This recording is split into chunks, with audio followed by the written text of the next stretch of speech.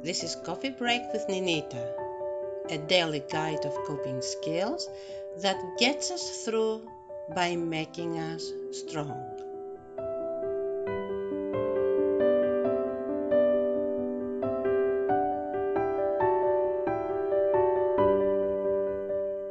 So on Wednesday, what we can conclude from our discussion is that indeed it matters how I feel with the message that I convey about different topics. I want you to take this, especially when others that feel have address an issue. I really want you to do something which you will be very thankful for finding out. And that is mentally separate the emotional part from the words that are being spoken. The emotions that the person who is speaking, his or her voice, the tone of voice, the sound of the voice, conveys to us, the emotions that are being conveyed to us, separate them from the topic or the issue that is being talked about, brought up. And what I want from you is, especially if the topic is uncomfortable, instead of bypassing the emotions and discussing the issues or the topic, I want to challenge you. You might find it rather difficult to do, but I'm going to ask you to do. Rather, let go for a second discussing about the issue and stay with the person's emotions. I'll give an example so you can better understand what I'm talking about. The house is too small. I cannot live in this house anymore. We don't have enough room. We are on top of each other. We live in a busy street.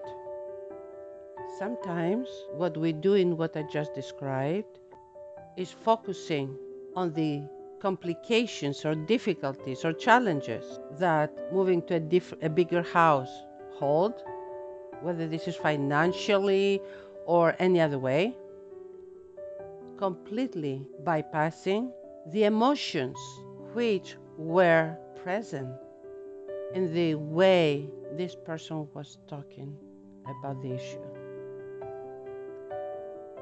It is frustration, it is desperation, it is being stressed, anxious, overwhelmed, annoyed, not sure how he or she can endure it, and you get the picture. Now, what is that will happen if instead of addressing this cannot be done overnight, we don't have the funds or whatever, if instead we said, yeah, I see that this is very overwhelming. I hear you talking and you are so upset, so frustrated. This situation is definitely hurting you, and I hate to see you in so much pain. I don't want you to feel that I don't care how you feel. I don't see how stressful and overwhelming it is. You know, what I'm doing in my example is that I am focusing on the emotions that were revealed through the sound of the voice, the tone of the voice, the words, rather than the words themselves suggesting go out and buy a house. Don't take me wrong. There's a very good possibility that going out and buying a new house or renting a new house, relocating, might be where in the end, in my example, we have to go. However, the relationship between the two engaged in this discussion is not going to grow stronger by getting another house. It's going to grow stronger by trusting by building and developing trust that what the other feels matters, is important, it is affecting the other person. That's how we grow emotionally as a couple. When we do not feel alone in the relationship. And this is pretty much the mistake we all do, thinking that if I fix all the issues and never have to address the emotions, my life will be happily ever after. Issues always appear, and some are easy to address right away. Others need some time, and some others cannot be addressed. It's their nature, cannot be addressed. In all three situations, the success of the relationship growing from this experience totally depends on pure luck. In other words, whether or not I am able to fix what is broken. In real life, what we fix that is broken does not depend on how much we care, but how feasible it is to fix it. But very often, because we connect emotions with issues, with messages, we tend to translate caring as being the reason why we fix broken situations. If you care about me, we will move to another house. If you care about me, you will fix the roof. If you care about me, you will ask your mother to leave. And that makes it extremely hard for those things that are not easy to be taken care of.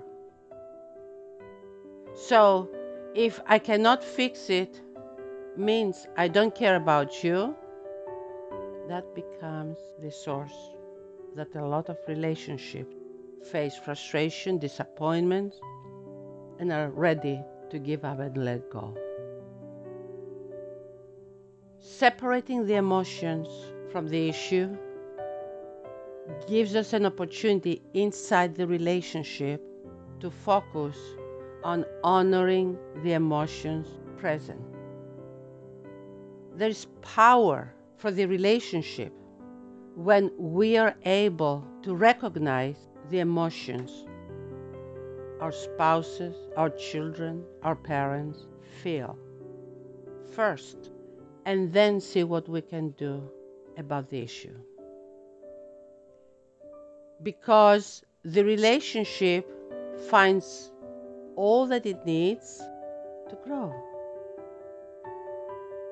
despite whether or not it is easy to fix the broken situation. Isn't that what we're looking for? To have relationships that grow and help us through the relationship to endure disappointments, catastrophes, broken things that cannot be repaired. Isn't that what we need to start focusing on? Stronger relationships rather than repaired issues.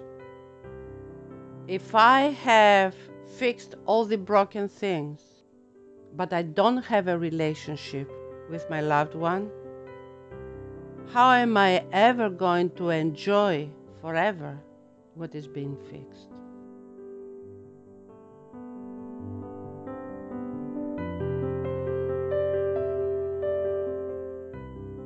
We thank you for listening to Coffee Break with Ninita. Our goal is to help our StayWHOLE community work through their challenges. Please join this cause by supporting us on Patreon. You can do that for the price of just 1 cup of coffee per month. Just click on the Patreon link in the podcast description below, or simply visit us at www.patreon.com/StayWHOLE. We appreciate you and hope we can help you stay whole.